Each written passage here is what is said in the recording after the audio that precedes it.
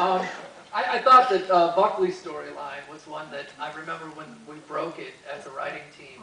We broke it very quickly because we all saw it so clearly, and there's a lot of power in what Clay and Quinn have going on as well. Rob, you want?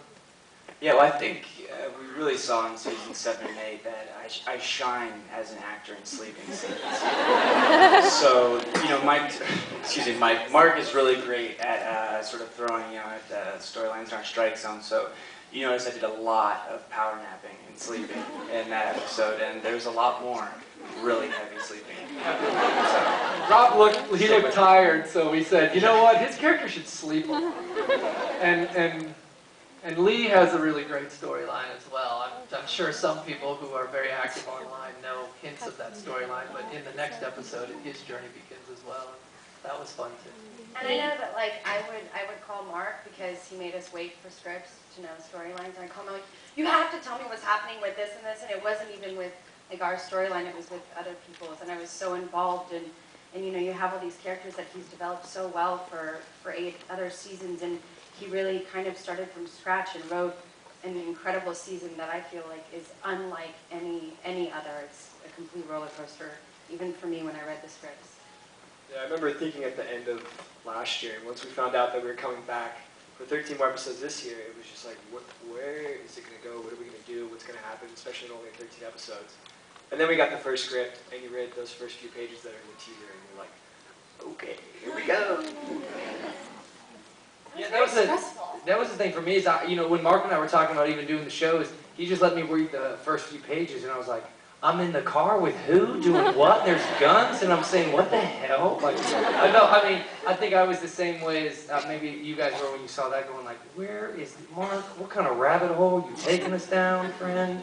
But, yeah, so. And what, did it work out? It worked out wonderfully. I think this is, well, you know, of all the ones I've been on and the ones I've seen, I think this is my favorite episode. I mean, favorite season as well. You did great work this year. Yeah, too. You guys are really excited. It is really dark, though. I mean, it seems very different, but it is a final season, so can we expect any kind of happiness for these characters? Some resolve by the end? Some happy endings for anybody? Well, yeah, it's very much a One Tree Hill season. I think for fans that have been with the season from the beginning, it's still One Tree Hill. And every episode still has that tonal sort of One Tree Hill feeling. There's a little heartache, there's a little bittersweet, and there's some hopefulness, and there's allies you don't expect, and people who will partner up with others in a moment that you didn't expect and help them find their way. There's all that. But at the same time, I think knowing that we were going to be a mid-season show, and knowing that it was our final season, when we went into the writer's room, it was like, these are our last stories to tell. So let's sort of raise the high wire a little higher, and let's take a few more risks. And, you know, we felt beholden to the fans who have been with the show from day one, but we also felt sort of a creative energy of knowing that these are our last episodes, and this is our last time together, so let's take that risk, and let's go, you know, let's try to do a little more heightened reality. And I think it worked. I love the season, so I hope that everybody else does too. Okay, Paul, you're back. People love Dan Scott, but they also love to hate him because he's kind of evil. It's a lot like Paul.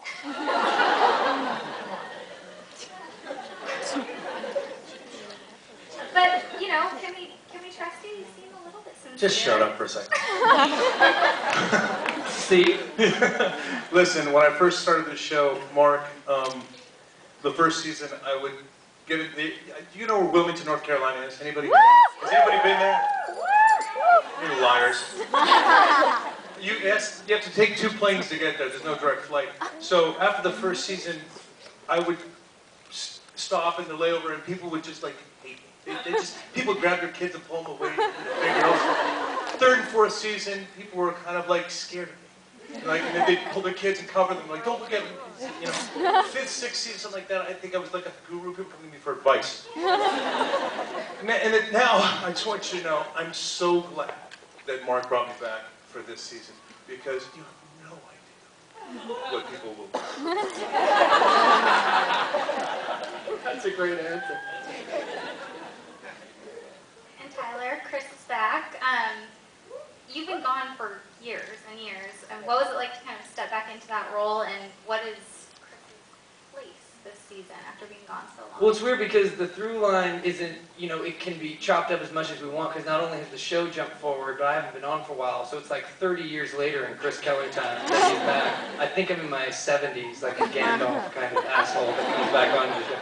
But, so it was kind of, I was kind of asking Mark the same question because, you know, it could have turned into anything. Anything could have happened to Chris Keller in the last 10 years or whatever. And I don't want to give away too much, but I don't think people that hate him will be disappointed. They could probably continue to hate him. But I think there's, the good thing about this season is there's, and for me too, what I was interested in, because I love playing this character, is that, you know, I'm in every episode, so there's layers, there's other things we get to find out about. I don't just come in just to piss Haley off, or, yeah, you know, it's like, there's all these other things we get to find out, and that's just fun for me to do, because I really like the character, so it's fun to watch. And can I just say that Joy, you know, Joy has crazy chemistry with everybody, as you can tell when you watch the show. Like she's great with James, and then she's great with Paul, and then she's great with Tyler. And it's the writers get excited about it. We all get excited about writing those scenes because we know the kind of work we're going to get out of Joy and whoever else is on the other side of the scene. And Tyler, as a person, his energy is just so great, and he just shows up fairly egoless, as much as any of us can be. As much as any of us can be egoless in the process. But the first day that you came back, they had to work all, they had like a 13-hour day. And I was directing, and it was just one Chris Keller and Haley scene after another. And by the end of that day, the crew was excited, everybody was happy to have Tyler back, and happy to watch the work. You know, it was cool for me because I'd been, you know, I was nervous coming back. So it's, you know, like going back to your high school or something after 5 years. It's just, I don't know where everyone's at, and we keep in touch, but they're in North Carolina. But it was a nice comfort thing for me, too, because we went on tour together, and we spent so much time together when I was back on the show before to kind of spend my first day with Joy, who I'd done so much of my first acting with ever in my life, you know, to kind of have that buffer before I got back in the show. So it was really cool for me. It is a blast, and what I love about working with you is, Tyler, is that you have such an amazing focus and excitement about whatever you're doing. I mean, you guys, what was it, the scene that we did in Trick at the end when I walk in? We shot the scene twice, and we were like, I was like, we need something. Something needs to be interesting in this scene. What about if we sat there for like 15 minutes and worked on this whole bit with the props on the desk? And you know, and it's just the tiniest little thing, but it just like, it made it so much more fun. And you're always so game to just try things and play. And that's why we love coming to work, is because we get to play and tell these stories and find a great, you know, the most effective way of telling a story. And that's one of the great things about working with. And when we got you back, when you guys did your first day, and you did the scene where, you know, like you find out it's him, and she's like, Harry Johnson, you're so much fun. After you guys came to set, we were like, Tyler's back. It's his first day. It's like a unicorn. We just hung out watching the scene, and I got the same feeling that the crew had. There was just, you knew that we were getting something that was reinvigorating our show with this energy and relationship, and the history that Chris Keller has with everyone on the show is just hilarious. Yeah. So it's pretty special. And I think that energy was a big part of this season, where people would come to set.